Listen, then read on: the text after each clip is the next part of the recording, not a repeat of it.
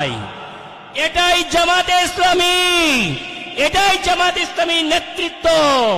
সুতরাং সকল ন্যারেটিভকে ভেঙে আমরা আগামীতে দেশকে বিনির্মাণের জন্য এগিয়ে যাব ইনশাআল্লাহ।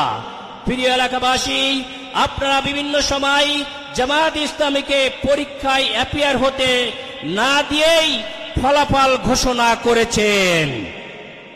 আমরা আপনাদের কাছে এবারে অনুরোধ করব, কোন দলকে 30 বছর আপনারা সুযোগ দিয়েছেন, কোন দলকে 20 বছর দিয়েছেন, কোন দলকে 10 বছর দিয়েছেন।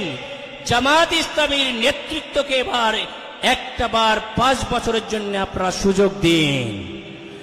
আমরা আপনাদের সাজানো বাগানকে আমানতদারিতার স্বরে রক্ষা শুধু করবই না, যে কয়টা ফুল আমরা আপনাদের কাছ থেকে বুঝে নেব তার থেকে আরো অনেক গুণে সুন্দর করে ফুলে ফলে ভরিয়ে দিব ইনশাআল্লাহ।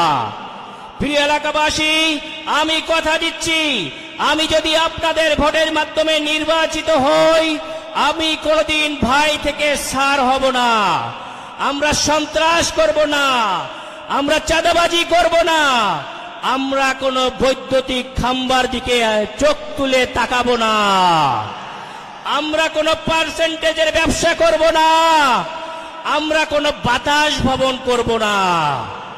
প্রিয় এলাকাবাসী, আপনারা আমাদের উপর আস্থা রাখতে পারেন। বাংলাদেশ জামাত ইসলামী সৎ, যোগ্য, কর্মঠ, শিক্ষিত, মার্জিত, প্রফেশনালি, পলিটিক্যালি সাকসেসফুল লোককে আপনাদের সঙ্গে স্যাক্রিফাইস করেছে, পেশ করেছে, আপনারা গ্রহণ করবেন এই আশা আমরা রাখতে পারি। প্রিয় এলাকাবাসী, আমরা প্রমাণ করেছি গেল 17 মাসে যে বাংলাদেশ জামাত ইসলামী কোনো প্রতিহিংসা বা প্রতিশোধের রাজনীতি করে না।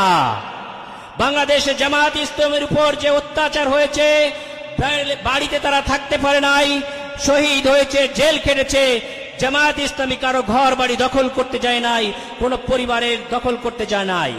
বাংলাদেশ জামাত ইসলামী এদেশে একটি সৌহার্দ্য সম্প্রীতির রাজনীতি গঠন করতে চায়। আমরা আগামী জেনারেশনের কাছে অতীতের সকল ভেদাভেদ ভুলে একটি সৌহার্দ্য সম্প্রীতির বাংলাদেশ কিভাবে গড়তে হয় সেটারই উদাহরণ পেশ করব ইনশাআল্লাহ। সুপ্রিয় এলাকাবাসী, আপনারা যারা কষ্ট করে এসেছেন, আমার পক্ষ থেকে আবারও আপনাদেরকে ধন্যবাদ এবং কৃতজ্ঞতা জানাচ্ছি। এবং আমি আশাবাদী, একজন চিকিৎসক হিসেবে যেভাবে মানুষের রোগ নির্ণয় করে, ডায়াগনোসিস করে, ট্রিটমেন্ট করে একটি রোগীকে আমি সুস্থ করে তুলেছি, বাংলাদেশে নতুন একটি টেকনোলজি আমদানি করে